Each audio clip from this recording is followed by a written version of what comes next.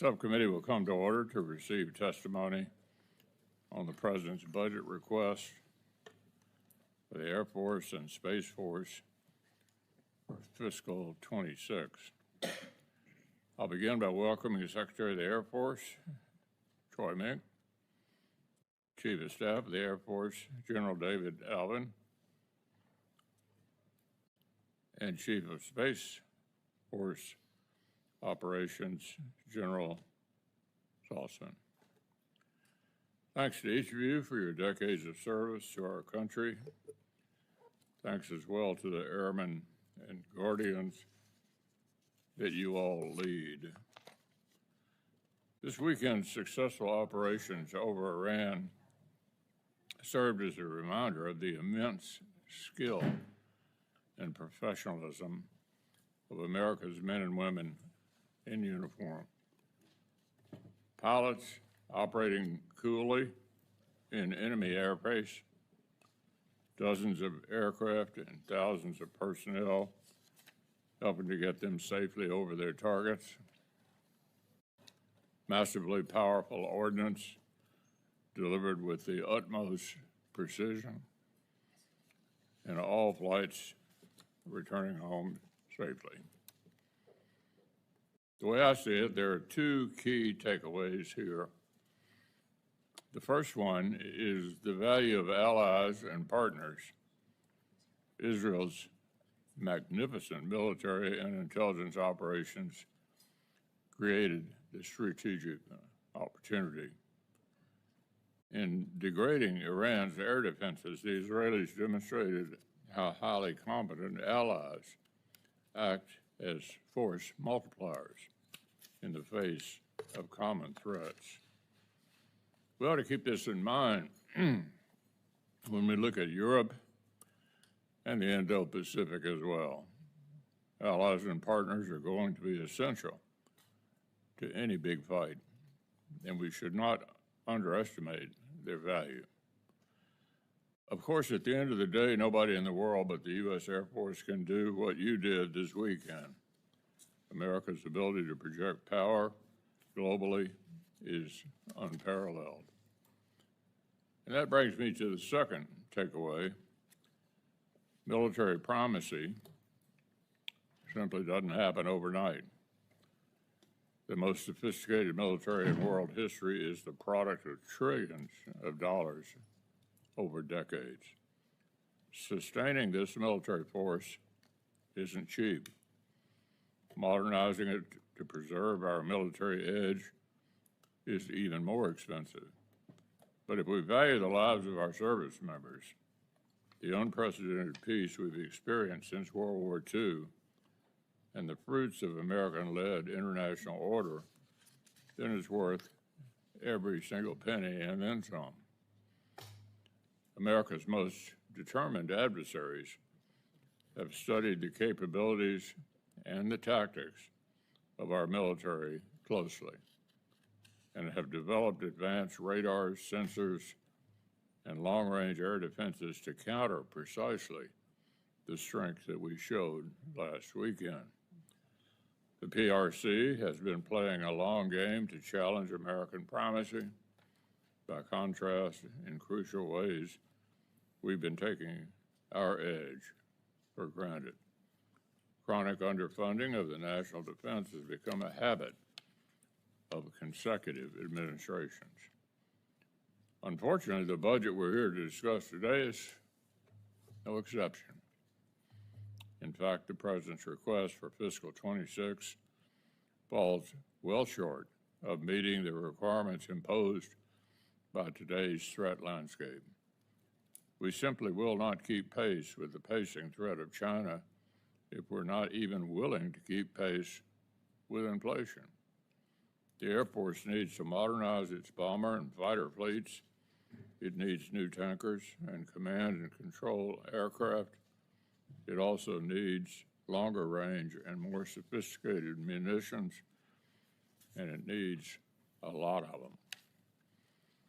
The Space Force needs advanced satellite technologies, resilient communication systems, and enhance surveillance capabilities to deter aggression, ensure a freedom of maneuver, and to maintain uninterrupted space-based support to joint and allied forces back on planet Earth. And you can't do any of it with anemic-based budgets. You just can't. Preserving our military edge and the peace will require sustained and significant increases in defense spending, not just a one-time infusion. But it's not just the size of fiscal 26 request many of us are concerned about, it's also the structure of the request. Administration has asked Congress to split the funds for massive procurement efforts like B-21 and Sentinel between the base budget and the reconciliation bill. I struggle to understand how putting programs with broad bipartisan support in a simple majority partisan reconciliation bill won't function like a shell game for avoiding making the sort of annual base budget investments we begged the last administration to make. The need for stable production of aircraft seems to argue for year-on-year funding baked into the base budget. The constrained top line, of course, is forcing services to make artificially tough choices. In your case, let me just say this. We all want to go to space, but let's be honest about the risks and trade-offs this request is forcing you to make. If the choice you're facing is between an available advanced airborne system with onboard battle management and a nascent space capability, you're going to have to resist the urge to turn proven capabilities like E-7 into bill payers. There's value in redundancy. We should be making investments in both airborne and space-based command and control. They say that in space, no one can hear you scream. But squandering our advantage in this critical domain because we can't find the political will to maintain it, that would mean plenty of screaming here on Earth with devastating consequences for U.S. military operations on land, air, and sea. So I hope we'll also hear from you about how the Air Force is addressing munitions shortfalls, not just in the massive ordnance penetrators deployed this weekend to great effect, but across the entire spectrum of both offensive and defensive capabilities on which Air Force operations are built. I've been hoping to hear from each service how production challenges are being addressed, and the Air Force will be no exception. Speaking of the MOP, I need to address the manufactured controversy over the extent to which the strikes damaged Iran's nuclear program. We haven't been briefed on the intelligence, but the political hand-wringing actually misses an important point. We've demonstrated our military superiority. If we want, we can own the skies over Iran. If the Iranians don't abandon their nuclear program, we can hit them again. And Iran's remaining leaders should take the off-ramp the president has offered them. Finally, I'll ask you to explain for us the lessons you're taking from conflicts in Ukraine and the Middle East. How has the rapid evolution of unmanned systems informed the decisions you make about drone operations, force protection, and interception? And what information are you getting today that you'd lose if America neglected its relationships with force multiplying allies and partners? Look forward to your testimony on each of these fronts in a moment, but first, Senator Coons. Thank you, Mr. Chairman, and thank you, Secretary Mink, General Alvin, General Saltzman, for appearing with us today and for your service I am the senior senator from the state of Delaware, which hosts Dover Air Force Base, which is a critical part of our state, our history, and our community. And I'm looking forward to discussing how we can work together to support the Air Force and Space Force's critical missions and to support the brave airmen and guardians who sacrifice so much in service to our nation. Mr. Secretary, General Alvin, General Saltzman, I'll begin by saying my thoughts and prayers this weekend have been with the airmen at Al Udeid in Qatar and all other targeted personnel in CENTCOM, and to express my gratitude for those who serve and carry out missions on behalf of our nation. The Air Force has done a tremendous job of protecting our partners and the joint force in a turbulent region. And I'd also like to take this opportunity to remind all of us that our service members and civilians stationed in the region continue to put their lives on the line in the service of our national defense. I have just returned from the NATO summit, and I think it was a significant step forward for all 32 NATO allies to commit to a 10-year goal of 5% of GDP in investment for defense. But across all the conversations that my colleagues and I had with defense ministers, foreign ministers, heads of state, there was a consistent theme. Spending more money in and of itself will not achieve our shared goals. Spending it more wisely, coordinating better, delivering capabilities rather than just throwing more on the pile in Europe will be critical to our achieving shared goals of improved surveillance, improved resilience, better coordination, better communications, and better preparation for an increasingly dangerous world. On a recent bipartisan trip to the Philippines and Taiwan, very similar conversations. So you have critical missions in front of you. And just as the men and women of the Air Force and the Space Force show up day in and day out to do their jobs, I think we owe it to them to do the same. And for those of us here in the Senate to fulfill our constitutional duty to conduct thorough oversight of federal spending and of your strategic plans.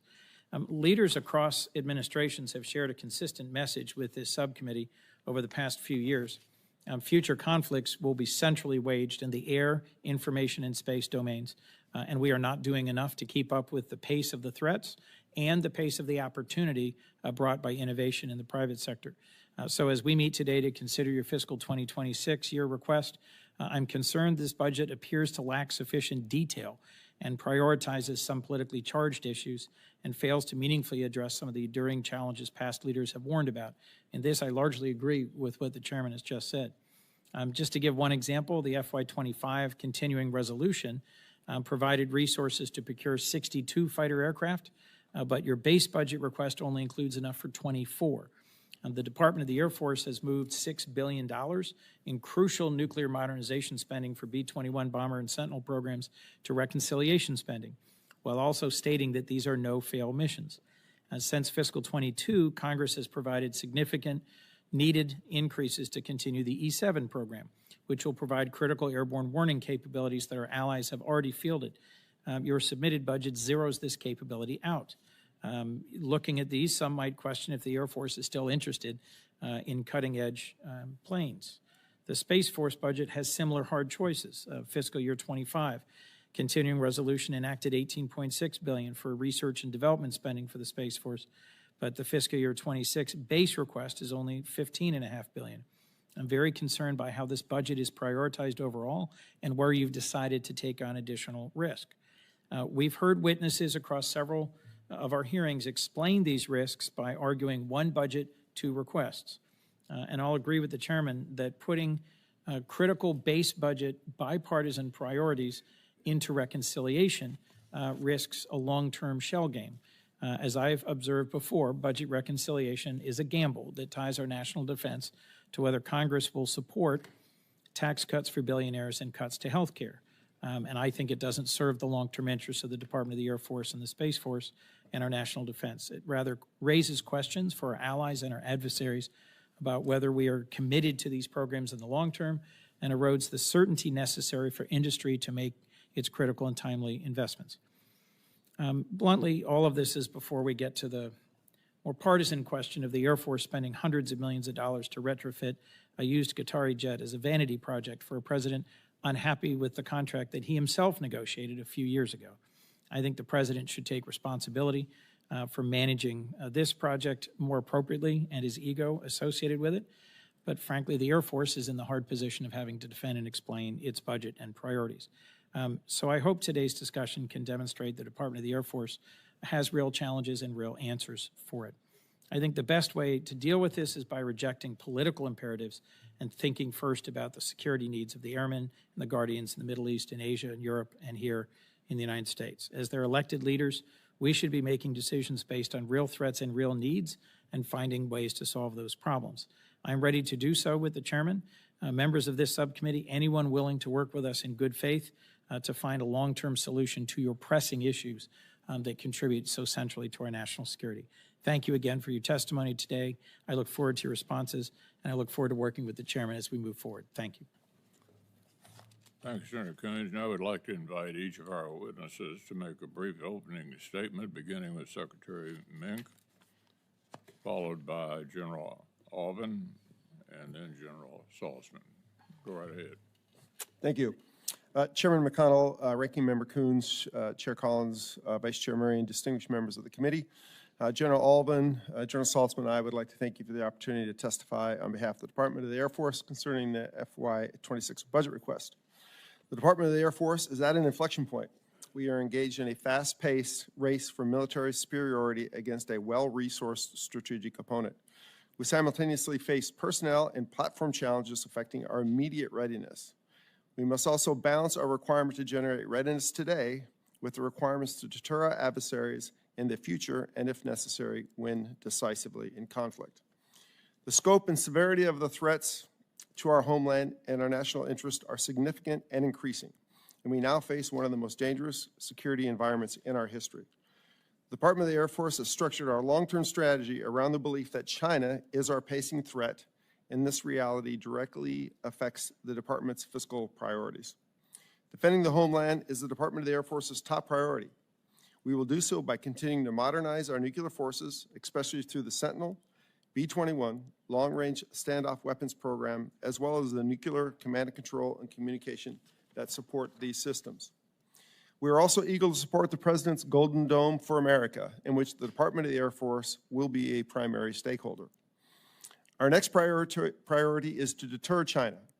While many other threats remain, as we have seen recently in the Middle East, we believe that focusing on China will posture us for success in any theater. We will deter China through investments in our people, our readiness, and our posture within the Indo-Pacific region.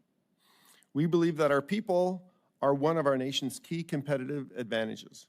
We are working to train our airmen and guardians to confront the brutal challenges that warfare without sanctuary presents.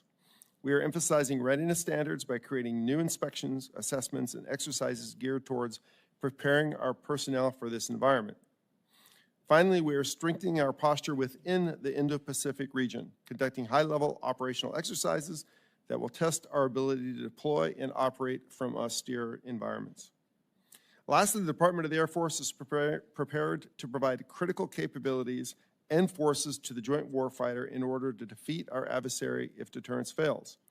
Through our current and future investments, the Department aims to establish a balanced high-low mix of combat capabilities optimized to project power both from within and outside the adversary's threat environments. We recently demonstrated that precision and potency of the U.S. Air and Space Force by Operation Midnight Thunder, and it's an imperative that we continue providing the President with a full range of military options to confront any threat we face.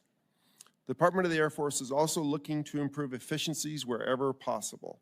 We also recognize our need and responsibility to pass a clean audit as soon as possible, and we are working hard to make that a reality.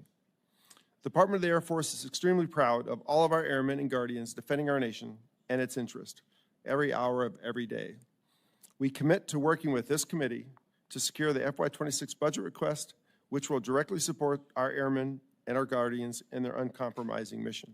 We thank you for your time and look forward to your questions. Well, good morning, Chairman McConnell, Ranking Member Coons, and distinguished members of this committee. I'm proud to represent the 677,000 total force airmen serving our nation today. We thank you for your support, not only for those airmen, but for their families as well. I'd like to open by expressing my immense pride in the exemplary performance of our airmen in securing our homeland and deployed worldwide.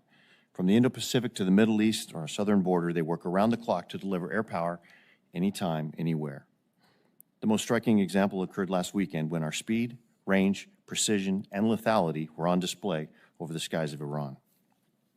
The strategic landscape has shifted dramatically. We now operate in a world where the PRC is rapidly modernizing its military with a clear intent to reshape the international order, to include a nuclear breakout that demands unmatched deterrence capabilities. In parallel, we are seeing unprecedented threats to our homeland. Our mission is clear: maintain air power dominance to safeguard our security. To achieve peace through strength, we must adapt and evolve. Our Air Force has three enduring priorities. First, we must defend the homeland. Air and missile threats are evolving, and the ability to detect, track, and defeat those threats in real time is foundational to our national defense and is non-negotiable. Simultaneously, the U.S. Air Force provides reliable, effective, and safe nuclear deterrent that is the backbone of strategic stability. These priorities are paramount, cannot fail, and must be given equal weight. Finally, we must project power globally, either independently or as part of a joint force, to rapidly respond anywhere to deter aggression and win. This is what makes our Air Force unique, and it is needed now more than ever. To achieve these priorities, we are asking for sustained support for modernization and the development of new capabilities. The FY26 budget request is designed to build a force aligned with today's operational realities. That means preserving current readiness and optimizing our force design to be tailored for contested environments, blending next-generation aircraft, autonomous systems, and resilient command and control.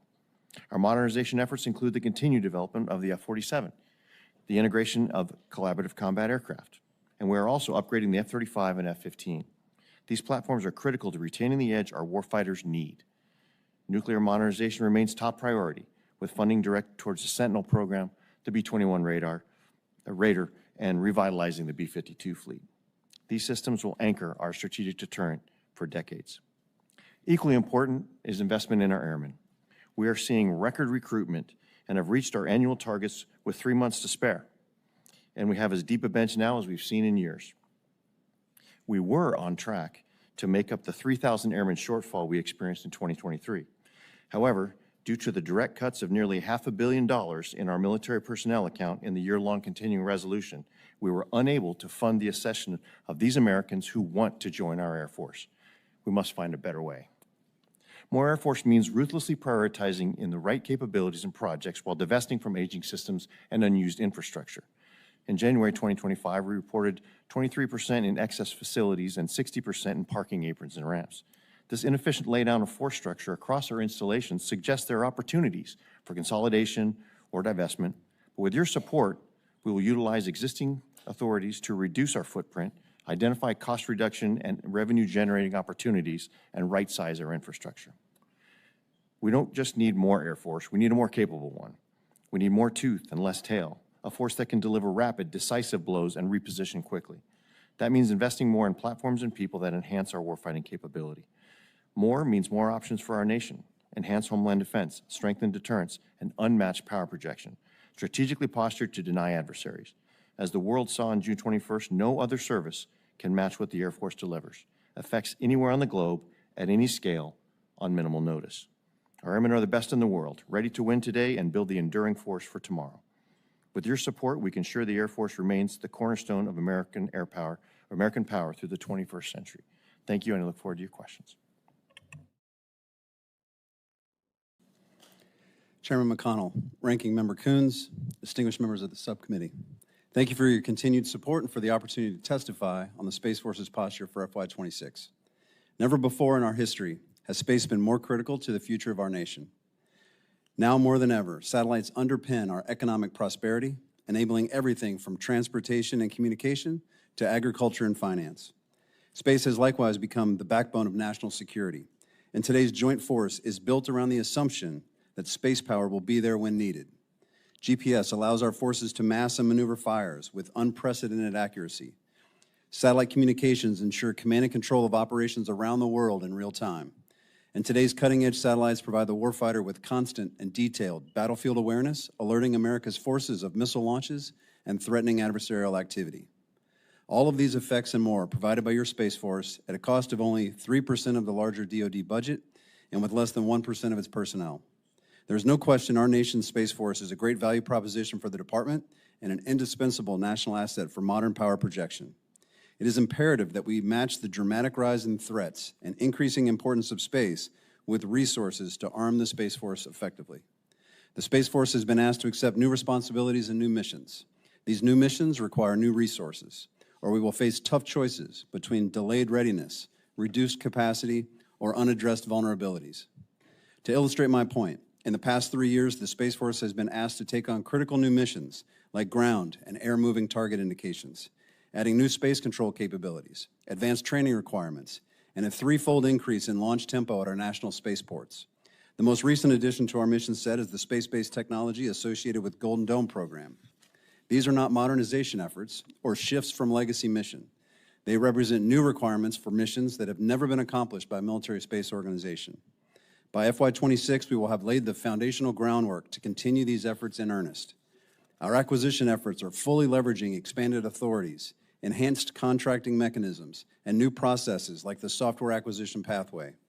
If the resources are made available, the Space Force will be postured to use them effectively in pursuit of these critical priority missions at a time of increasing adversarial challenges in the space domain. To be successful in our expanding mission portfolio, we must be able to control the space domain, protecting our capabilities in space while denying an adversary the ability to use space against us. In pursuit of our critical missions, Space Force priorities have remained consistent. Build comprehensive domain awareness, deploy resilient mission architectures, and develop the capacity to hold an adversary's space assets at risk. To that end, we are developing cutting-edge sensors and networks to provide critical information to decision makers. We are bolstering our launch infrastructure and deployed proliferated constellations that are more resilient to attack. We are developing a host of innovative means to protect our satellites and network. And we are investing in robust counterspace systems to defeat space-enabled threats to our forces and to our homeland. Driving a cultural change to increase the speed and effectiveness of acquiring these new systems will be critical to our success. In fact, that is part of our Guardian DNA. Since improving acquisition was a driving force behind the creation of the Space Force from day one. Our acquisition professionals understand the unique needs of the warfighter, and these Guardians have driven efficiencies across all mission areas, saving hundreds of millions of dollars on launch services, leveraging novel contracting authorities to shave months off contracting timelines, and setting a new record for tactically responsive space just last year. All this while embracing a number of changes to our institutional culture to support improved acquisition, readiness and sustainment, including standing up integrated units with sustainment and operations side by side, and establishing enhanced acquisition training at all levels to ensure a firm understanding of how acquisitions and operations combine to create combat-ready forces.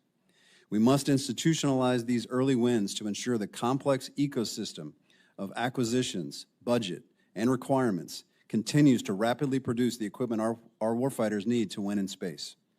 Today, with your support, our nation's Guardians are poised to ensure we maintain our national advantage in space. So again, thank you to the committee for providing the support to make these successes possible. And I thank you for the opportunity to highlight the tremendous work that our Guardians are doing to secure our nation's interests in, from, and to space. I look forward to your questions. Thank you, General. I'm a big fan of repetition. So I'll say again, I don't think we're budgeting enough for national defense. After delaying the inevitable for some time, the Air Force is now deep into modernizing 2 of the 3 legs of the nuclear triad. You're buying 6th-generation fighter aircraft.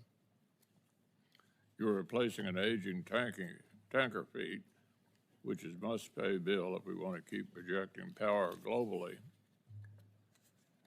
As I understand it, you're shelving a new early warning command and control aircraft, the E-7, in the hope that a space-based replacement will be ready in time, because you literally can't afford to do both on a shoestring budget. The Air Force also needs better, longer range munitions, and a lot more of them. After all, quantity has a quality of its own. The massive ordnance penetrator seems to have worked pretty well. I suspect you'd like a few more of them in inventory, but they aren't cheap and they aren't in the budget request. Space is important, and this subcommittee has supported efforts to build space domain awareness and control capabilities. But getting to space and operating there certainly not cheap either. Reconciliation is said to make a down payment on Golden Dome investments, but the longer-term costs may run hundreds of billions of dollars. And don't get me started on operations and maintenance costs. Finally, we must not skimp on recruiting, training, and retaining capable airmen and guardians. So I do have a question after all of that. Can the Air Force and Space Force maintain American military superiority without substantial, sustained increases in annual defense spending?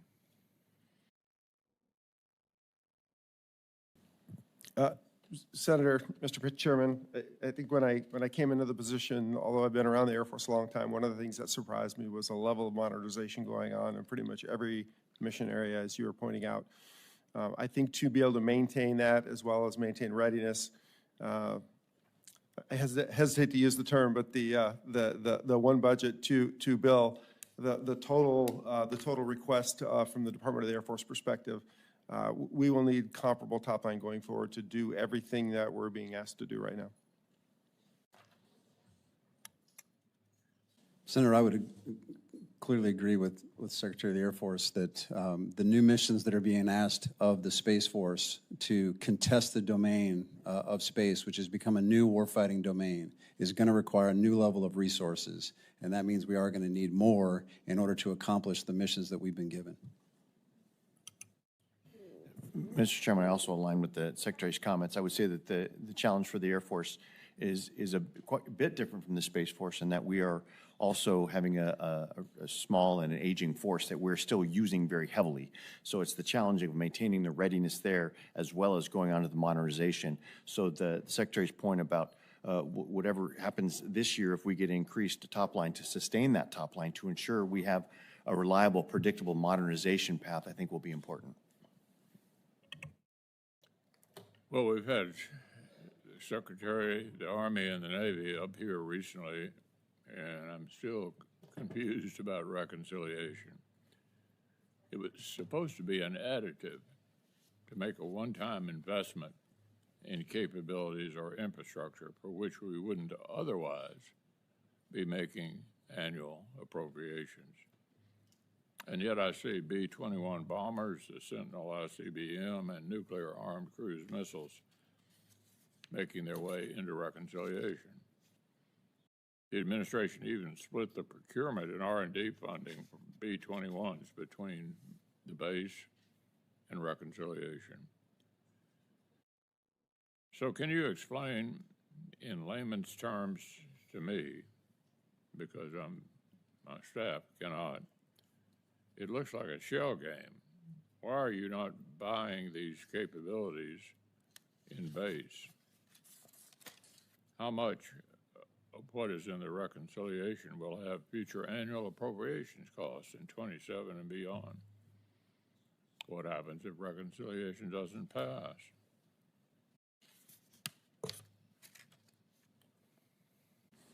So, Senator, Mr. Chairman, we see the totality of the request as what's necessary for us to execute the programs that are spread across the two portions of the request. But yes, it's critical to get access to the resources captured in both bills or both requests.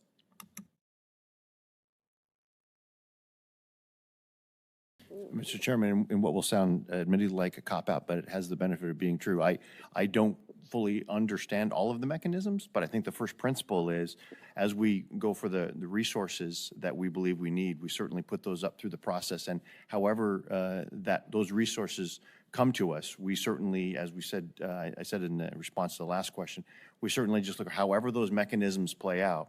The need for a sustained top line to be able to continue our modernization and maintain readiness is going to be key, however that happens throughout the mechanism between the Department and Congress. And I would just double down on what General Alvin said, and that's that the total request does represent an increase in the resources that are required for us to perform those missions. And we're still sorting through how the execution details will play out and affect the request. Senator Coons. Thank you, Mr. Chairman. First, if I might, to follow up on the question of the chairman, many of us on this committee are concerned that the approach of the administration is full-year continuing resolution, reconciliation, and rescission to achieve their spending goals, which frankly would turn this committee into a shiny hood ornament for Congress and deprive us of our central role in setting and working closely with the administration and spending priorities. So for the record, if you could, Secretary Mink, General Alvin, General Saltzman, do you oppose a full-year continuing resolution for the Air Force and Space Force? This is the first year DOD has been operating under a CR, and in my view, it has significant harms and consequences and puts you into a budgeting box that leads to this shell game the chairman was talking about. Secretary Mink? Mr. Vice Chair, a CR, whether a partial CR or a full use CR, has been one of the biggest challenges that I've faced throughout my career. Getting a and not just the full year CR, but historically the partial year CRs, all those are very challenging. I have a bunch of other questions. If you could just get to a yes, it's bad, that'd be great. General? The continuing resolutions do limit our ability to be able to predict well into the future, and predictability and reliability is key. Agreed. General Saltzman? The limitations of a CR, first, it's less money. Second, it hurts the timelines with which we can present the capabilities that we know we need to. I think it makes it difficult for all of us to work together towards our shared objective about improving our national security. About F-35s, Secretary Mink, General Alvin, Senator Shaheen and I just returned from the NATO summit. A key part of future security in Europe is acquisition of F-35s at scale by many of our closest allies. And the fiscal year 26 request proposes buying 20 fewer than 25. To get to a simple, important point, mission availability rate for the Air Force's F-35 hovers between 40 and 60%. General Alvin, if I might just briefly, why is the availability so low, and what's the Air Force doing to improve that rate? So understanding we have limited time, I don't want to be able to get on. There are several factors that go into that. First of all, there is the nature in which the contract was first developed that gives a lot of that over to the contractor to be able to supply the parts and have a lot more say in that. So there's a challenge in that. The sustainability issue is being taken on by the Joint Program Office, but it is partially due to supply parts availability, partially due to some of the scale of global pools that we have to deal with. But what we're doing to get after it, we're leaning heavily into the Joint Program Office to maybe take some more control of that sustainment money to ensure the aircraft available are higher than they are now. But I would say one last thing is the overall fleet may have a lower availability rate, and we do need to increase it overall. But overall fleet includes some of the training aircraft that we legitimately don't put at the full mission capability. But we have much more work to do, Senator. Love to work with you on that. One of the great honors of representing the state of Delaware is that Dover Air Force Base is where those fallen in service to our nation first returned. I'm haunted by the Tower 22 attacks and by the potential vulnerability of our airmen and guardians deployed around the world, particularly given the events of the recent weekend. Can you just assure us, Secretary, that the Air Force is doing everything it can to deliver cutting-edge, capable counter-UAS systems for our bases, both overseas and at home? Given Ukraine's striking success with Operation Spiderweb, many of us now have to question whether our air bases are vulnerable throughout the world. It's a significant threat, Senator, and we are working both technologies to address that. But I also think we're going to need, particularly domestically, we're going to need help with Congress on getting a little bit more flexibility in how we address those threats. Otherwise, it's going to be very challenging. I think it's not just a technology solution. It is what are the rules of engagement, how we operate around our bases. It's just going to be critical. I recognize we have FAA regulation restrictions, but this is an area where we should be working together closely to accelerate innovation and the deployment of next-generation technologies. Agreed. Last questions, if I could, to General Saltzman. Golden Dome, Space Force has the lead. Congressional Budget Office estimates it could cost as much as $500 billion. Can the space-based capabilities be delivered relatively quickly? Well, relative speed is tough to ascertain at this point. I think we still have a lot of mission analysis to do. I'm proud of Mike Gutlein being selected to run that program. He's really a program manager of program managers. This will definitely need to be a system of systems approach, and that's what's going to extend the timelines, I think. But a demonstrated capability in the next 3 or 4 years is not unreasonable. Well, we are eagerly interested in details, but the President's proposal and frankly, the Department as a whole have been very slow, even obstinate in providing details. And we need more clarity about this path forward. Last thing for you, if I might. In the FY26 budget, we learned DOD is halting the Space Development Agency's Tranche 3 transport layer. And that work, which has been going on for several years and had robust competition and open standards, has been replaced by something called MILNET, which is being sole sourced to SpaceX. No competition, no open architecture, no leveraging a dynamic space ecosystem. This is a massive and important contract. Secretary Mink, doesn't handing this to SpaceX make us dependent on their proprietary technology and avoid the very positive benefits of competition and open architecture? So I can let the General Saltzman talk to the details, but Tranche 2 is still funded in the budget submission, including the transport layer. So we're looking forward to delivery of that system over the next handful of years. As we go forward, a MILNET, the term, should not be taken as just a system. How we field that going forward into the future is something that's still under consideration, and we will look at the acquisition of that. Well, I'm out of time, but I would deeply appreciate a classified briefing, General Saltzman, on exactly where this is going and why this particular decision was made. Thank you, Mr. Chairman. Senator Moran, followed by Senator Murray and Senator Bozeman.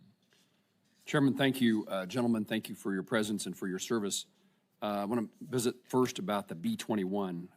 STRATCOM Commander General Cotton recently stated that the Air Force's plan to acquire 100 aircraft is insufficient and that 145 aircraft are necessary to meet global requirements. Either General Alvin or Secretary Mink explain the importance of this investment. What plans does the Air Force have to accelerate the production of this aircraft to increase the number in the fleet? Well, thank you, Senator Ryan. This is the B-21 Raider certainly is cutting edge. It is absolutely necessary to maintain our dominance in the future. The program of record of a minimum of 100 is what General Cotton was referring to. Having mass is also extremely important. And so as we look at the minimum of 100, we will continue to evaluate how many need to be at the time of production to make sure that they're meeting the need. And if there is an increased number, we'll certainly address that. With respect to acceleration, I think this is one of those where we certainly need to continue to look at it. We have bought down a lot of risk in the design. We have bought down a lot of risk in the development. We're currently buying down risk in the test. This is also an aircraft that is manufactured differently. And so we want to ensure that before we accelerate, we don't want to be overly zealous without fully understanding what it might mean to accelerate beyond a certain production rate. So that is something we are intensely looking at from not only an affordability point of view, but also a feasibility point of view to ensure that we don't go too fast. But it is very, very promising, and it's a significant capability for our Air Force. Thank you. I was there at this unveiling in Palmdale. It was quite an experience. General Alvin, the 177th Information Warfare Aggressor Squadron trains U.S. Air Force, joint and allied personnel in replicating current and emerging cyber threats as a red team, cyber red team, testing military networks. I'm concerned about the impact of cuts to the Office of the Director of Operations and Test Evaluation on the scope and services of red team missions. Are you aware of these cuts, and what's your thoughts on how it might affect active duty, guard, et cetera, both inside and outside the cyber domain? So, Senator, we are certainly aware that those deliberations are ongoing for those cuts. We are going to evaluate what, if any, impact there are to the actual operational effectiveness of the red teams, because they do provide a critical capability to learn before combat where your vulnerabilities might be. So we will be addressing that and looking very closely if there are any impacts and how we might mitigate those going forward. In today's threats of cyber, these red teams seem exceptionally valuable and important to the country. And highly skilled. They're absolutely amazing airmen. I'm supportive of the efforts to replace the E-4B Survivable Airborne Operations Center Wichita's NIAR is supporting, that's the National Institute of Aviation Research at Wichita State University, is supporting this capability by digitally twinning 747-8, allowing the Air Force to own the technical data package for the SAOC aircraft. Secretary Mink, could you highlight the importance of this program's continued full funding and the value to the Air Force owning the data rights to new and legacy programs? Yeah, obviously, it's a critical part of our nuclear control architecture. As General Alvin spoke before, some of the challenges with the F-35 is the government does not own all the technical data associated with that aircraft. That is something we do not want to have happen again. So we are working our way through to acquire that technical data one way or another. In this case, as you're referring to, pulling the airplane apart and basically rebuilding the data package. That has value, Mr. Secretary. It's challenging, but it has a lot of value. The Air Force recently discovered systemic issues with the B-1's aircraft backbone, detrimental to the bomber fleet. After failed attempts to fix the problem, NIAR once again developed a solution that will reset the life cycle of the aircraft. General Alvin, want to highlight the importance of this project and which will maintain and extend the life of the B-1. And could you discuss the value of non-traditional suppliers in supporting sustainment of the Air Force's platforms? Thank you, Senator. You just gave us Exhibit A. It's fantastic to be able to integrate that sort of capability and skill. And Wichita State University, also being very involved, their innovative nature has really drawn another source for us to be able to get the maximum readiness out of the platforms we have. It's highly important and very much appreciated. I'm pleased to see you smile when I ask my questions about these topics. And finally, just a sentence, a comment. The 190th Air Refueling Wing, located in Topeka at Forbes Field, has a long and storied history in supporting the missions of refueling of the KC-135. It's proximate to the 22nd Air Refueling Wing and the 767 fuselage production line, both occurring in Kansas as well. Secretary Mink, as the Air Force evaluates the location for the KC-46 MOB, I would encourage you to strongly consider the 190th Refueling Wing in Topeka. It's a huge and significant issue for us. Yes, Senator, we will. Thank you. I was reluctant to bring this topic up because I look to see other states might have other members of this committee who have the same thoughts about their locations. Senator Murray and then Senator Bozeman. Thank you, Mr. Chairman, and yes, they do.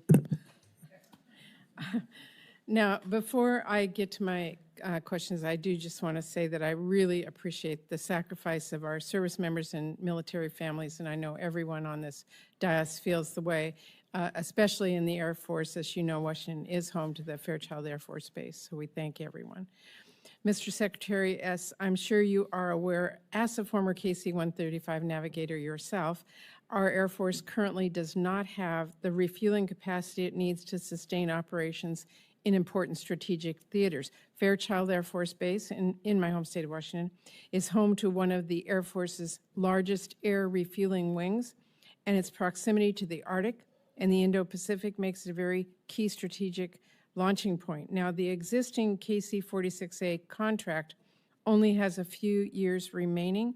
When does the Air Force plan to award the next tanker production contract? Senator, so I'll take for the record and exactly the date of when we're planning on awarding, but it is definitely a focus of ours. We agree we have to maintain and continue to build out the tanker fleet to maintain that capability. As just demonstrated over the weekend, it's a critical part of our architecture. And you can't even give me an approximate within a year, within a month, within days, within? I would have to yield to the acquisition folks to figure out when that decision is going to be made. We understand that we're on the cusp of the end of the contract, existing contract 183 for the current KC-46. That evaluation is undergoing. I would say within months we'll be able to understand when that date would be, the exact date. Okay, all right. And what remains to be done to address the remaining Category 1 deficiencies in the KC-46A contract? Senator, they're working very hard. They're drawing those down to a few. Obviously, we still have a couple with the remote visualization system. The 2.0 version of that should be completed. That's really the long pole in the tent for all of them. That should be done by the fourth quarter of 27. We also have a crimped sort of drain valve issue that's being worked. We also have one where they call it the stuck boom, where it can only refuel. There's one aircraft that can't refuel, and that's the A-10. But largely, those are, they keep it from being full capability, but they're just refueling just about everything, including several of the capabilities that happened last weekend. So it's Right. still a capable aircraft. We just need to keep working. Okay, and if you could just stay in touch with my office as you get closer on those details. Let me switch topics, because over the past few years, policies to help recruit staff for child development centers on military bases have led to lower wait times, especially in the Air Force. In fact, in 2024, the Air Force wait list dropped below 3,000 children, done by we worked really hard to get it there, and that was the lowest since the Air Force began tracking it back in 2018. But after Trump's hiring freeze on civilian employees at DoD, several Air Force bases have been forced to reduce their child care services, and the child care wait list has now ballooned to over 4,000 kids. That is really unacceptable to me. That would leave our military families and parents who are putting their lives on the line for our country really scrambling to find child care. And in many places, CDCs are the only real option for child care. So, Mr. Secretary, what is the Air Force doing to make up for the CDC staff shortages? We are very aware of the issue, Senator, and it is a priority for us to fix, and we are looking at that. Talked about it just yesterday with the team. I think there is a plan to start addressing the shortfall in staffing. I don't know, General Alvin, you have any more details on it? Thank you, Mr. Secretary. Senator, what I would add to that is your point is exactly right. When we work very hard and we got the critical caregivers Yep. at the level. During this initial deferred resignation program, we kept all the providers. They were not authorized to go, but some of the back staff, the support staff, was authorized to go. And so that, because of that, we had to close a couple classrooms here and there and reduce that. I believe that is going to be faster to rehire than it would be to get the care provider. So I think that's where. If you can stay in touch with my office on how you're progressing on that, what you're doing, I would appreciate Senator, we'll it. do that. And finally, I want to ask, because over the past few months, we've seen the Trump administration start to systematically dismantle DOD's ability to welcome all who wish to serve, and I am particularly concerned about attacks on women's service members, from healthcare to firing senior leadership. And in April, the Air Force suddenly reversed its policy allowing women aircrew members to fly during early stages of pregnancy. That policy, aligned with FAA pregnancy guidelines, was widely applauded when it was made in 2022, and then the Trump administration eliminated it without any explanation. That reversal really forces women to choose between advancing their careers and starting their families, and it drastically reduces women's opportunities to develop expertise in really highly technical roles for our Air Force. I want to ask, what data supported the Trump's administration decision to prohibit women from flying in non-combat environments during early stages? Well, thank you, Senator. And that was an Air Force policy change. So that would be on us in the Air Force. And the difference is that even though you talk about the alignment with FAA, the change was to high-G, high-performance aircraft.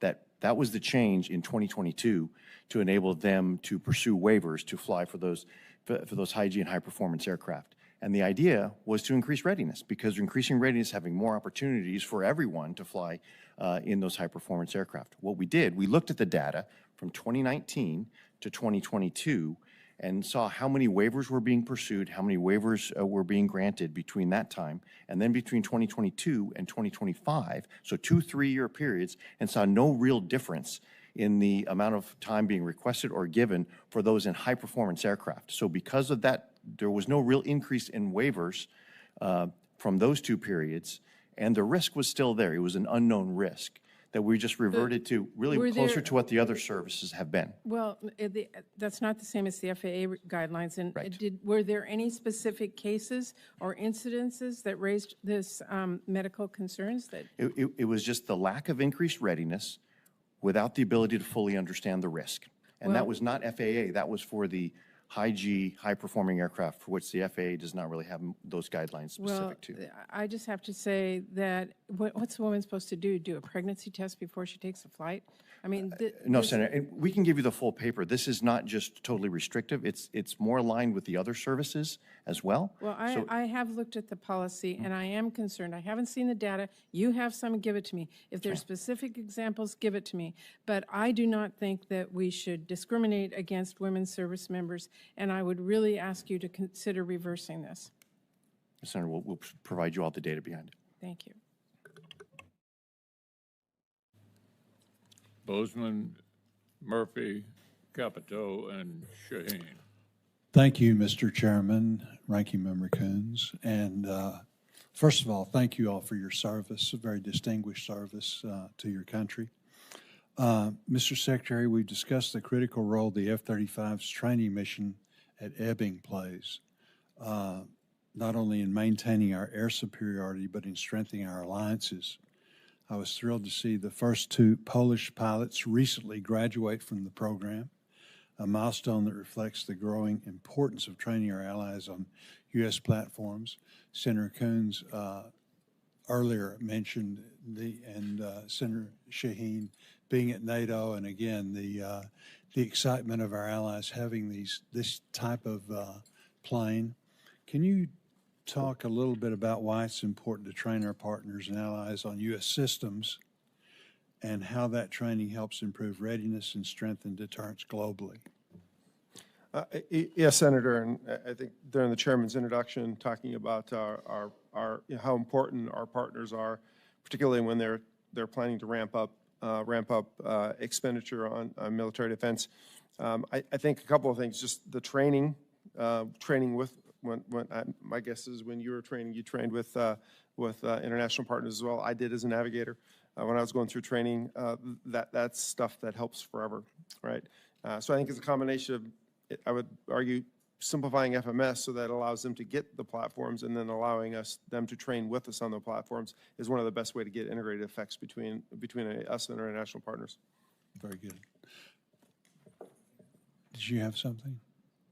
I would just add that we, on the Air Force side, we're very cognizant of if those delays occur, that we continue to have dialogue with the nations to ensure that we sort of feather in the training to where there's not a gap or there's not sort of a glut of training all at one time, so we can smooth flow that. Because again, if we're selling them the best equipment, you want them to be trained by the best, so we want to be able to do that at Ebbing. That's right. And really the only problem is they want them yesterday, you know. General Alvin, can you speak to how the deployable combat wing construct fits into the Air Force's broader force design and readiness goals?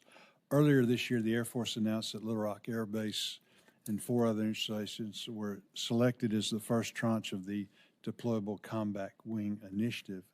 Can you talk a little bit about that and what that means? Absolutely, Senator. It was brought up a couple times here about the increased threat that our airmen are under when they're deployed overseas. And the deployable combat wing allows us the opportunity to move away from a pattern we've had over the past few decades in which we sort of crowdsource airmen from across our Air Force, put them together, and then put them over in the theater. And they go and they fight together. That was okay for the last 20 years, but as we see, the threats are more increasing and complex, even in the Middle East. You take that times 10, and that's what you have in the Indo-Pacific theater. I can't in good conscience continue to send airmen over that are trained as individuals and not trained as units, to fight as units and understand the new complexities of the strategic environment. And so the deployable combat wing allows us to do just that. And we have an increase in airmen that will make sure that when that entire wing picks up and goes, that the base is still supported. But I think we're going to see not only an impact on fighting effectiveness, but we're also going to see an increase in morale, because units that train together, that do things together, have a common esprit de corps that I think is pushing that warrior ethos we're trying to enhance. Very good. I'm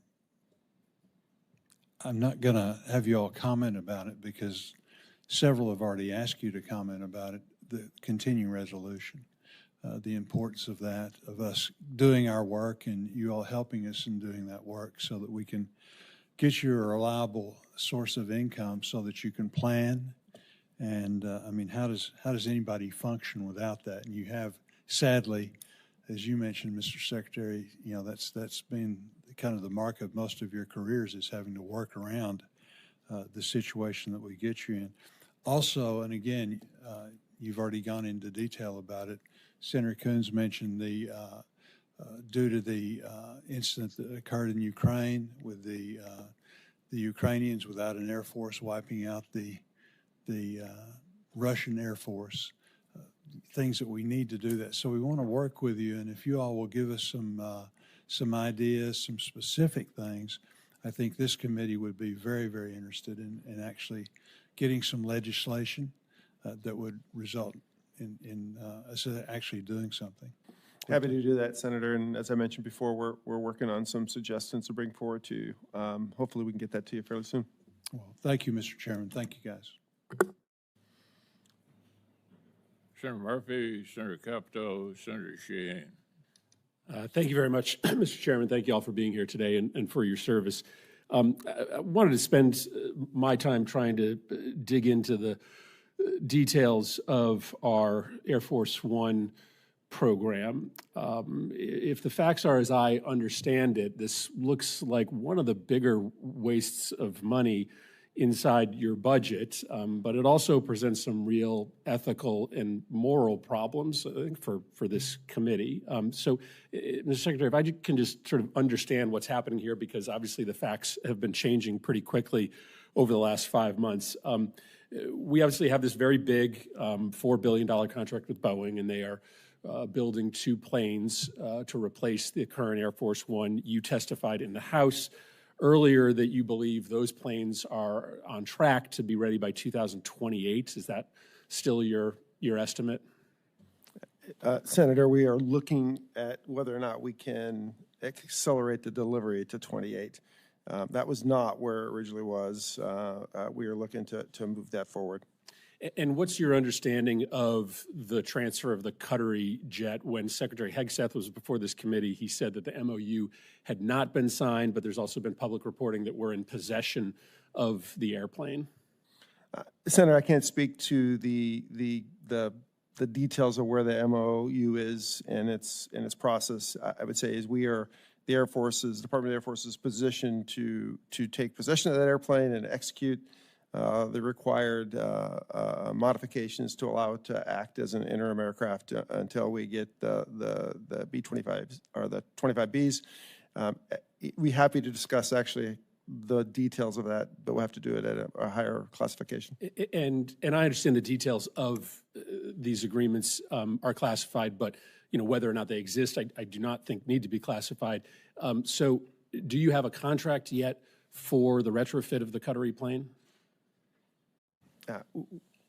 We have, I'm not sure if we actually have finally signed the contract, but we have discussed it with the contractor. We are in position, or we are in a position to execute that once we take possession of the aircraft. I don't know, General, if you know the actual state of the contract. We're positioned to start executing as soon as you take possession of the aircraft, though. You've testified that may be in the neighborhood of $400 million. That sounds just quite honestly wildly rosy to me. From what I understand from folks who do this kind of work, that could ultimately be a contract closer to $1 billion. But confirm what the number you think is, and when do you think the retrofit would be done? So this is my comment earlier, is that the specifics of those numbers, what those numbers mean, relate to the actual specific modifications and what we're doing with the aircraft, and that needs to be done at a higher classification. And what's the date you think that retrofit would be done? Expect it'll take us just short of a year.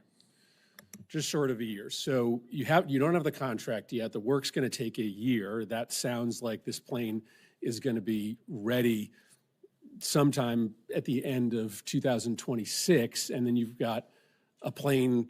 You got the Boeing planes ready a year later. So we're going to spend somewhere between $400 million and $1 billion to get a bridge plane that only lasts 1 year or 1.5 years. So, Senator, we are positioned to deliver the aircraft a year after we take possession. Again, the 25B date is 28, probably at the earliest. So it would be more than a year, Senator. And your understanding is that this plane, when the Boeings are ready, will go to President Trump's personal possession? I couldn't speak to that, Senator. can you commit that they will not ultimately end up in President Trump's personal possession? So, Senator, I couldn't speak to that, and I'm fairly certain that's not in my authority. Well, but isn't that relevant to the committee? Isn't it relevant as to whether we want to spend $400 million to $1 billion? If the plane only is in the U.S. possession for a year and then it becomes President Trump's personal possession, that doesn't sound like a great use of my taxpayer dollars. Isn't that a really important, relevant question? Wouldn't that matter to you? Well, Senator, I can just speak what I've been asked to do and what we signed up to do, which is, you know, the current 25 is challenged from a readiness perspective, very challenged. It's a very old aircraft. The 25Bs are going to show up later than we'd initially hoped for, and I've been asked to modify this aircraft as soon as we get possession of it, and we are positioned to do that. Thank you, Mr. Chairman. Senator Capito, and then Senator Shaheen. Thank you, Mr. Chairman. Thank the three of you and all those who serve with you and for all of us. I appreciate it. I wanted to say my colleagues have been talking about the Air Force bases in their relative states. So I'm going to say there's not one in West Virginia. But we do have some great units, airlift wings, the 130th and the 167th that have been called on numerous times throughout the years of my service. And I'm very grateful to them and grateful for the role that they play. So before I start the main question, I wanted to ask you, General Alvin, in your opening statement, you mentioned something when you mentioned the number 3,000 people who want to be in the service but cannot because of the continuing resolution. How does that, there's not enough fund to onboard them? Is that, so what do you do here? Well, we had the resources and we had the successful, thanks to the recruiters really working hard, we had the opportunity to be able to assess 3,000 more. And we were on course to do that. But when we got the continuing resolution in the middle of the year, and part of that was also unusual for a continuing resolution in that this continuing resolution also had a mark. That mark was specifically against the MilPERS account. So to be able to onboard additional, we would have had to have MilPERS to be able to pay them so we wouldn't go anti-deficient. So because we didn't have the resources, because that was pulled, we then back lowered our goal to meeting what we had at the beginning of the year. So we had the opportunity to get those 3,000 back, and we had planned to until the continuing resolution yanked the money. Well, in my view, you've been asked, everybody on the panel has been asked, what's the effect of a CR and what's the detriment to a CR? In my view, what you just told me, not being, you know, after sitting here year after year hearing how we're not meeting recruiting targets, we can't get enough people who are interested, we're trying to refashion the way we're recruiting. You're saying we have people on the cusp and because of this continuing resolution, unable to move forward. To me, that's probably one of the best examples ever of why a continuing resolution. Yes, and I don't know if that just specific to this continuing resolution, because this is the first time Right. I'm not a pro that I'd actually seen marks in a continuing resolution. Right. Well, let me ask you about operation that we just did last week. I would like to ask you, General, really, I think General Kane just gave a press conference earlier right before we came and really methodically worked through the preparation and the talent that was needed to do that. I want to give you a chance to sort of give your version, shortened version of where you see that and what kind of training was necessary to. So first, let me say thank you for the opportunity, and I want to respect the fact that I could go 40 minutes. I Right. will try and be very brief. I think Chairman Kane did a fantastic job about talking about what it took to ensure that the weapons were loaded correctly, to ensure that the aircraft were launched and they met their parameters, to ensure that the actual weapons hit the target and then the weapons operated as they were intended to do. The other part is, I would imagine, how many people involved in all of this, from the people who imagined the bomb, who designed it, who developed it, who tested it. There's a lot of success to go around here, to all that entire tanker bridge that brought them there and back. I think every one of those people, one of those airmen that was a part of that mission, they may not fully understand the geostrategic impact it had, but they knew that was their job to do, and they knew that the mission depended on them, but they weren't the only one doing the mission. So I know those B-2 pilots were pretty glad they got the gas when they needed the gas, et cetera, Right. et cetera. So this was a fantastic success, but I want to steal what Mr. Chairman said as his opening, military primacy does not happen overnight. Right. This is one of those that we're so proud of all of the work we put in ahead of time. And this manifestation is another demonstration that the Air Force makes the ridiculously complex look routine, but that doesn't come without effort. So thank you for letting me expound on that. Well, thank you for that. And just to move quickly to the GBU 57 that was used, the bunker buster, do we have in the budget a replacement for these? I mean, how many were actually used? I don't know if that's a classified The piece use of isn't, information. how many, we did use 14 on this. The inventory, we are still adding to the inventory. I would sort of leave that maybe for another discussion. However, this is not a static environment. So now that we know that it was successful, I'm pretty sure that people who are potential adversaries might look at that and they may adapt. So we are constantly looking at whether it be those or an advanced technology or advanced tactics to be able to get ahead and make sure when, as the threat moves to defend, we have the ability to put the kit together that can continue to have events like last Saturday night happen if we're called upon again. It's constantly moving forward. So it might be something different than the GBU 57, some advancement based on what the enemy might do. Well, thank you, and congratulations again. Thank you. Senator Shaheen. Thank you, Mr. Chairman, and thank you all for being here. Let me start by adding my congratulations to Senator Capitos and others for the excellent work of the pilots who conducted the operation over the weekend. I think we were all very impressed also with General Kane's explanation of what happened.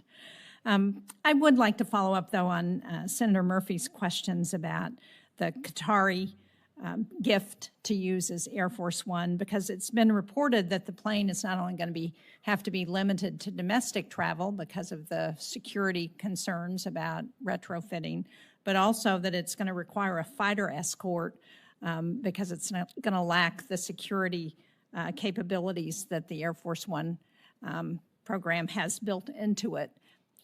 And you spoke to the additional costs to retrofit. So can you talk about what we are not going to do because we are going to be incurring those costs for retrofitting? What account is that going to come out of? And what are we not going to be able to do because of those additional costs? Senator, I guess, you know, with the movement of money around, I'm not sure that I could say exactly what we're not going to be able to do. We rephase some activities based on fact of life to free up resources to do that.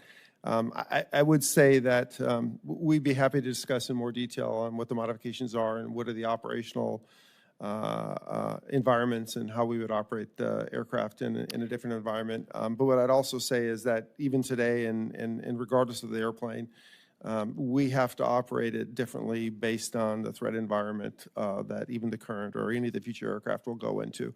Again, can't talk to you in detail about that, but that is always a consideration. You can't, I'm sorry to interrupt, but you can't tell us where you think the funding's going to come from?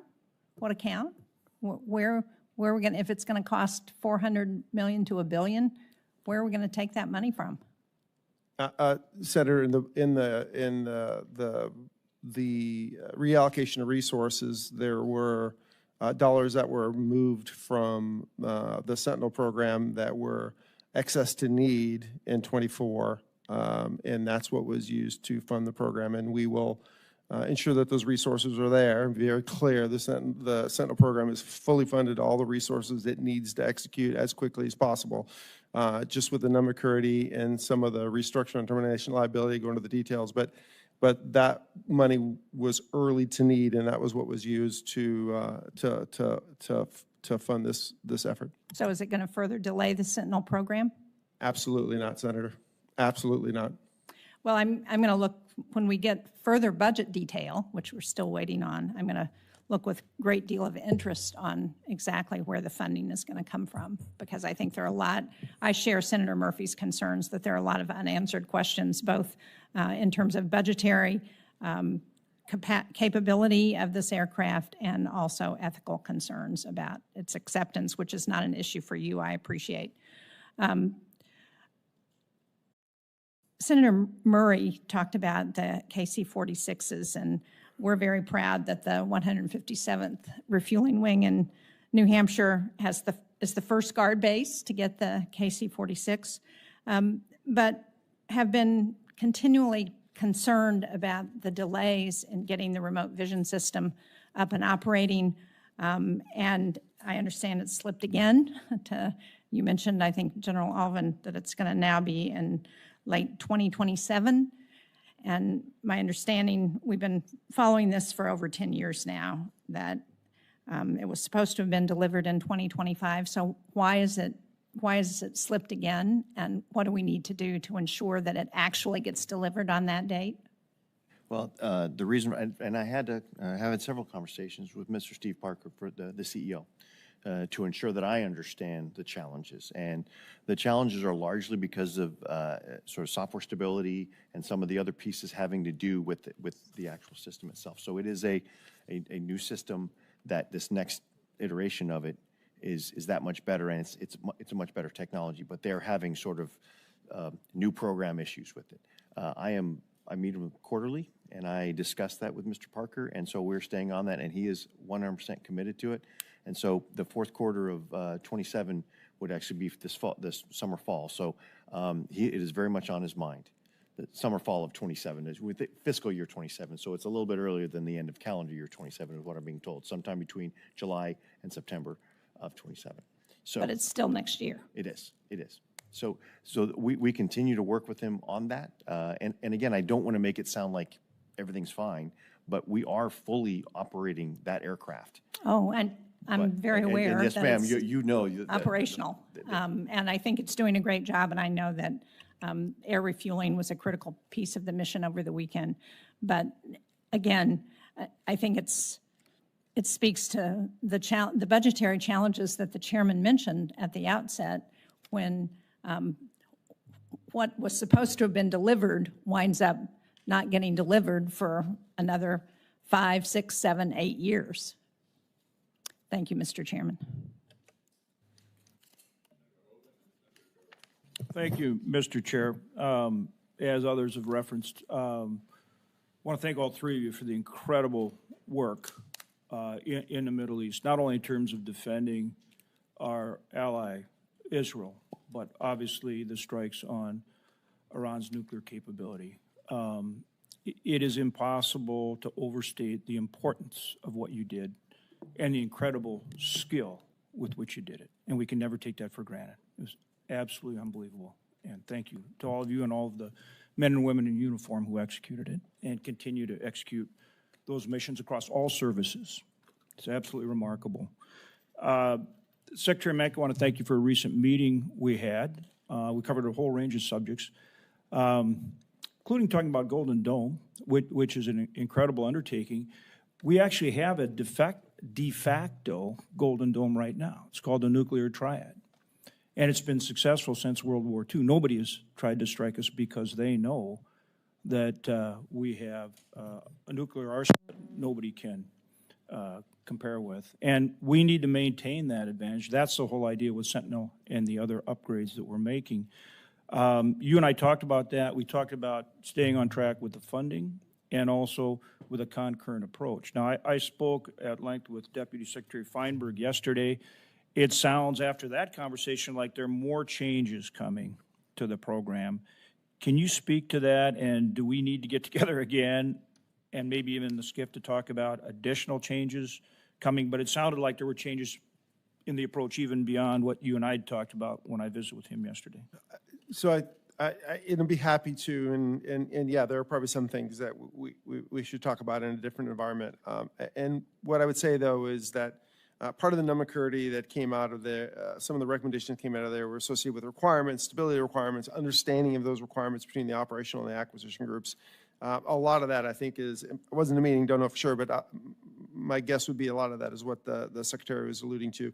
We are still assessing the requirements to both ensure that we can keep the budgets under control, but also to simplify and accelerate the schedule. That is with the Minuteman III. We want to make sure that we can deliver in line with the Minuteman III program. And any more details on that, Senator, be happy to talk about in another room. But it's your assessment that his approach is in sync with what you and I talked about recently? Yes, Senator. I've spent quite a bit of time with DepSecDef on this, and I think the teams are working really well together. We have a pretty good approach, both organizationally and how we're going to handle the requirements. And I think that also could be, as alluded to, is there some organizational focus we're trying to bring to that program and a number of other programs to ensure successful execution. Good.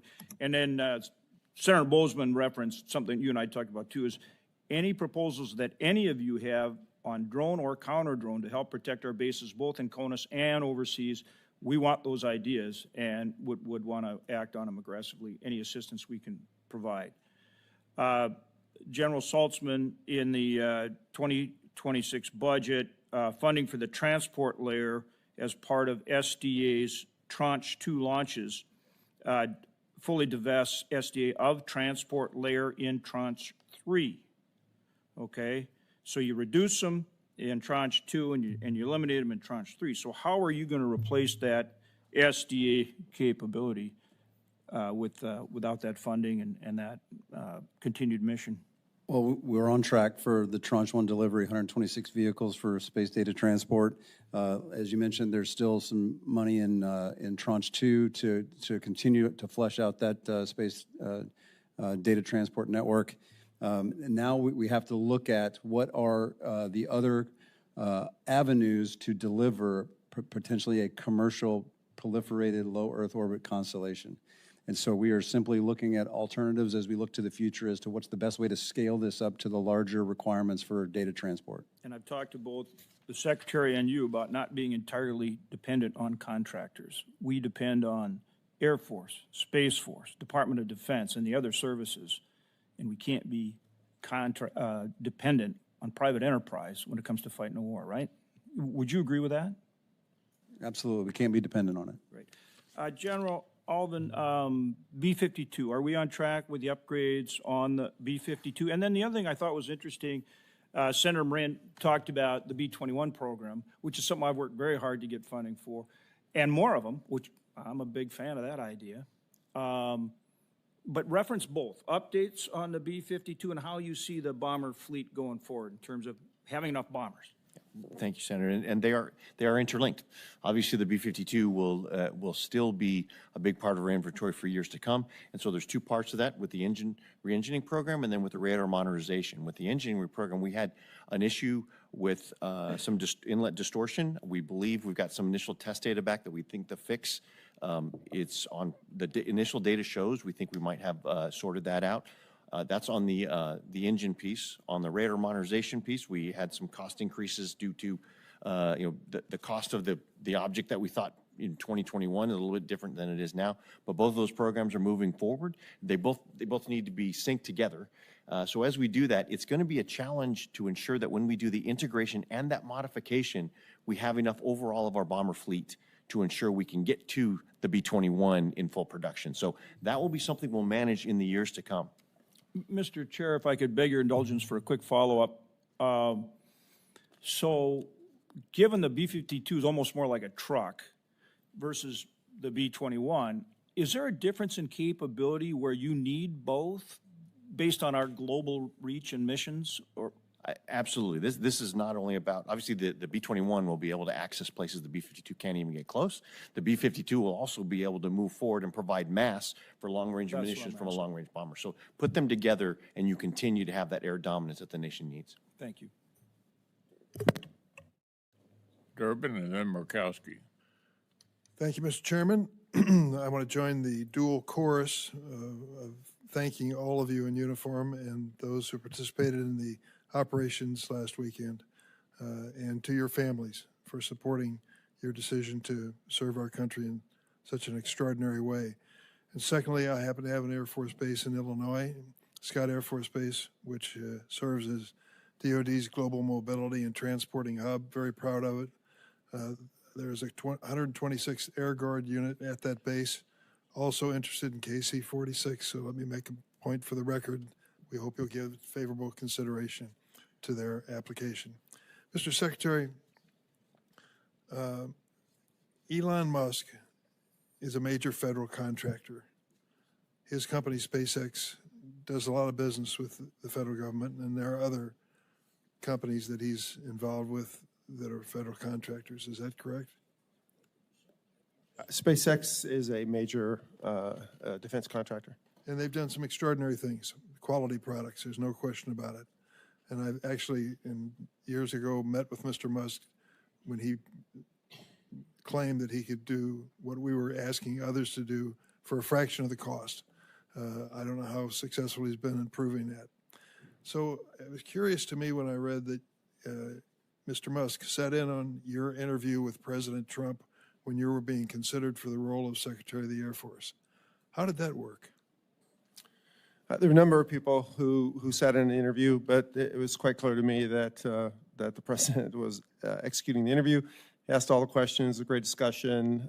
Then I had a follow-on conversation with just the president, and I'm very proud that he selected me based on my history and our discussion to lead the Department of the Air Force. Can I stick with that question for a moment? When it came to the questions, you're saying Mr. Musk did not ask questions? No, Senator, the president asked questions. Only the president? President, yeah. I see, okay. Did you consider that to be unusual, that a major federal contractor would be in the room on your interview with the president for this position? Senator, I've never been through a nomination process before. I was pretty excited to be in the room with the president. We had a great discussion, so I couldn't speak to anything beyond that. Thank you. It was a very technical discussion. And again, I'm just super proud that he honored me with this job. Thank you. Wish you the best in the job. General Saltzman, if a constituent of mine asks, why would we spend $25 or even $500 billion on Golden Dome, what would be your answer? The system of systems includes sensors that detect missile warning, which is vital to Homeland Defense. The data transport layer that will underpin Golden Dome is going to be vital for a number of mission functions around the world. And it's that final piece where we try to protect the homeland with interceptors that I think is vital. And the question I might have is whether or not we are trying to defend our satellites in orbit as well. We are working as hard as we can to make sure that the satellites that we have on orbit that we depend on are as resilient to attack as possible, and then also being able to use counterspace capabilities to impose costs on anybody that would try to attack our satellites. Can you give me a rough estimate of how many satellites we're talking about in your recent description? That we have to protect, or Yes. dozens and growing every year with the Space Development Agency's proliferated constellation. In the next 2 years, we'll put another 300 on orbit. And so there's a growing number of satellites that we have to protect. And could you identify some basic missions that those satellites are performing on a regular basis? Nuclear command and control through satellite communications, missile warning. The GPS constellation not only provides precision navigation and timing, but it also, that timing signal is key to economic and financial infrastructure as well as the internet that you use. That's a big deal. It's a big deal. So what about our adversaries, China, Russia? My biggest concern is that the kill web that we call it, that the PRC has put in place, allows them to track and target at great range the rest of the joint force in all the other domains. They've put a very capable ISR web together on orbit, and if we're going to protect the joint force, we have to be able to mitigate the effects that they're generating by that constellation. Is that what the Golden Dome is all about? Well, Golden Dome is more about homeland defense. I have to protect the joint force from space-enabled attack worldwide. What do we characterize that defense by name? Space superiority. That's pretty obvious. That's good. I like that. Thank you very much. Thank you, Mr. Chairman. Senator McCoskey. Thank you, Mr. Chairman. Gentlemen, thank you for being here today. Thank you for your leadership and just deep appreciation for the extraordinary professionalism that we see out of our Air Force, all of our military, as we saw things executed literally before our eyes over the weekend. So just thank you for that. I want to ask a little bit this morning about the E7 and the termination, the 26 budget request seeking to terminate this acquisition program that's slated to replace the E3 Sentries. You've heard me before talk about the need, certainly up in the north. We just haven't heard in my view, sufficient justification for the cancellation of such a critical program. We hear all the time how the E3 fleet is barely operational. It's kind of limping along. I do understand. I've had the conversation about the intent to shift towards space-based AMTI, supposedly by 2027, and then using the Navy's E2 as a stopgap. I'm told that the E2 can't match the E7's capabilities. And then when it comes to the AMTI, we heard from General Gutlein. He estimated the capabilities might only, his words were, start coming online in the early 2030s. General Alvin, you have underscored previously to me the E7's superior role over the E3. And then General Saltzman, in prior comments, you've agreed that space offers advantages but isn't optimized for the full military spectrum and have advocated for basically a mixed capabilities approach.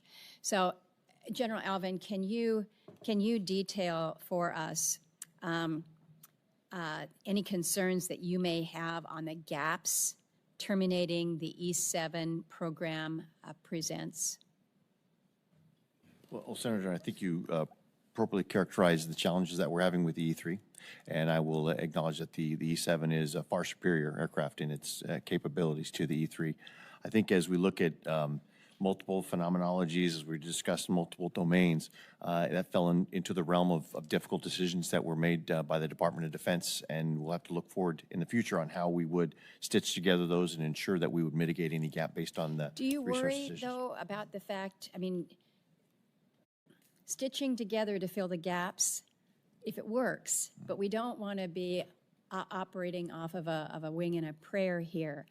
Are you comfortable with the fact that we'll be able to stitch these gaps? Well, Senator, we'll certainly work as hard as we can on that. We will look to that and look at the ability and how fast the phenomenologies from the other domains will come on, and we will deal with these hard decisions that were had to be made by the Department of Defense. General Salzman, can you speak to that just in terms of when you might expect the delivery of the space-based AMTI? Well, we're already evaluating data to include our own kind of government-based evaluations of the data, as well as what some of the vendors are telling us the data looks like. It's promising. And then you have to put together the right contract vehicle to launch the satellites in a time and place. So I think by the end of the decade, you will start to see capability delivering data. I won't say that that's accomplishing the mission by 29. I think General Gutlein's assessment that this is an early 30s delivery of a real capability is not too far off. Yeah. Just recognizing the very tenuous situation that we are in right now and the need truly for speed on all of this. We get that, but we've got to be honest. If we're going to be facing some gaps that are going to allow for a level of exposure, we're talking about spending a lot of money on a lot of different initiatives that are quite significant.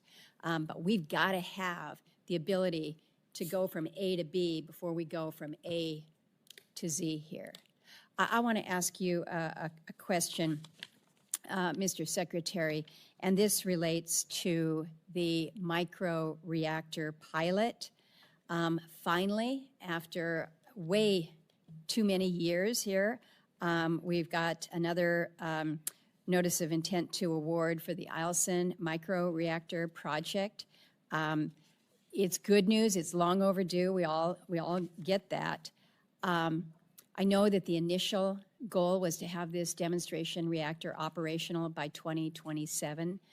Every time I've asked, I get well, we're on schedule. Well, you can't be on schedule if you haven't even had a notice of award yet. So can you give me what you believe is a more realistic deployment schedule? And hopefully that the department has a strategy for scaling the microreactor deployment beyond Eielson. I think this is going to be absolutely key for us to meet our energy needs, whether it's in Eielson or ADAC or wherever in the world you may be. I agree, Senator. This is going to be a critical capability in many locations that we have to operate in, that local power just is not available or not reliable or expensive, or we impart challenges on the local communities when we do come in. So I agree 100% with you. I'm a little bit at a loss because I was under the impression that we had actually had announced that we made a selection and that we had awarded a contract. I will get back to you on the specific details of that contract, but we are still looking at 27. The contractor is just spinning up. We're still getting some of the specific details, but we are still looking at a 27.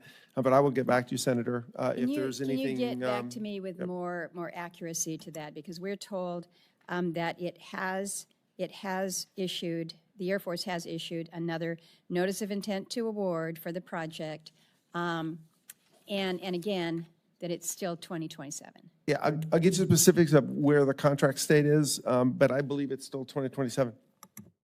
Okay, I'm thinking this is still wishing a prayer, but I want you to stick with that 2027 date. I'm probably not going to bet a week's salary on that, Senator, but you know, we have the contractor, we have a lot of confidence in the approach, and the important thing is we're off to the races now, and we're moving out. I look forward to a follow-on. Thank you, Mr. Chairman. Senator Graham. Thank you, Mr. Chairman. Thank you all, the Air Force and Space Force. Looking forward for you writing history. You'll make history to our airmen out there, men and women. You really shine brightly, so please pass that on. The best Air Force in the world and the best Space Force in the world, too. I don't even know if anybody else has one, but we'll still be the best. So let's talk about money. Do we need a supplemental, given the level of intensity of engagement in the last year or two, providing weapons to Israel, dropping bombs ourselves? Would a supplemental help, Mr. Secretary? So I believe at this point, with the total requests between the reconciliation and the base, we'll meet our demands. But if I see different, I'll be the first one to advocate for additional resources. Okay. What about you, General? What do you think? Well, Senators, you know, I'm in the different position of saying if there's money to be had, I'll take but it all we can. But I'm fully. No, I know you work for the Secretary, and that's the way it should be. I mean, in terms of the inventory out there, how do we stand? We have been expending resources both on our own defense of our own platforms and to support our allies and partners. And so we do constantly. It is a challenge. It's a challenge we take on readily. What I want to do is just not, entice China or anybody else to say now's the time to jump. So let's look at that. I think definitely we need to do one for Israel, Mr. Chairman, a supplemental. And I'd like to, Mr. Secretary, if we ever get to that point, you can give us some input about what you need. You'd be glad to do that, I'm sure. Yes, Senator, I will. Well, let's say for some reason we didn't pass the reconciliation bill. That would be a real blow to your plans, right? That would be a massive blow to our plans. So to anybody watching out there, this $150 billion in the reconciliation bill doesn't get talked about a lot, but it's the difference between making it or not making it in the short term here. You need the money and you need it yesterday. A little bit about the strike itself. General Kane did a marvelous job talking about the air crews and the Patriot missile battery crews and making it real to us what your people do every day. And it was a well-told story and a wonderful story to celebrate. And I'm willing to say without any hesitation that the Midnight Hammer operation severely damaged, completely decimated in many ways these three sites. That's not even an issue for me. I think they were completely decimated in terms of being used anytime soon, and that means years. I think we set them back years in terms of using those sites. But I want to make the point, has the regime changed its goals at all? Ms. Secretary, have you seen any intel to suggest that the Ayatollah's regime has abandoned their desire to destroy Israel after this strike? Senator, I couldn't speak to that, particularly in this environment. What about you, General? Anybody? I have not seen any intel. Anything in space out there to suggest otherwise? If there is, I haven't seen that intel. Yeah. Okay, well, I hope we don't ever meet the Iranians in space. That'd be a bad day. So the point I'm trying to make is we should celebrate this military operation. I think it was hugely important. But my goal is to change the future, and the future is only going to change when the regime changes. And I'm not talking about invading Iran, but change their behavior or the people. And that's up to the Iranian people. But right now, it's the policy of the Ayatollah and his regime to destroy the state of Israel and to come after us. And I'm hoping that will change. But if that doesn't change, we're going to be right back at it. General Alvin, can you tell me from an air power point of view, what are the limitations of air power in terms of controlling the desires of the regime? Do we know if there are other sites out there? It seems to me that they may be. I don't know. I'm not convinced they didn't plan for this and move some stuff around, but we don't know. I just know this really worked. But can you sort of give us some indication of the limits of air power? Well, I'd say one of the limits of air power is we can't hit what we don't know is there. So the ability, it's part of an entire apparatus of understanding. And then once we know what's there, our job as United States Air Force is to offer options to the president to be able to, as we say, put a warhead on a forehead anywhere on the globe, regardless of the threat density environment. And so understanding what that is, I think that if we don't know that, that would limit the potential effectiveness. So it is sort of a team effort. But once we understand that where it is, then we need to ensure that we have the ability to overcome whatever defenses and have the effect to give the president confidence that this option versus that option. One last question. These bunker buster things seems to be a good bomb to have. Do we have enough of them? Hey, Senator, we were talking about that earlier, that what I am focused on is, one, given the nature of the targets that we know, we look at the inventory, but you've got to believe that after that, some people are thinking about how to make them more defensible. Even more hardened, so we're also looking about what's the next iteration. We need to stay ahead of them nonstop. Thank you.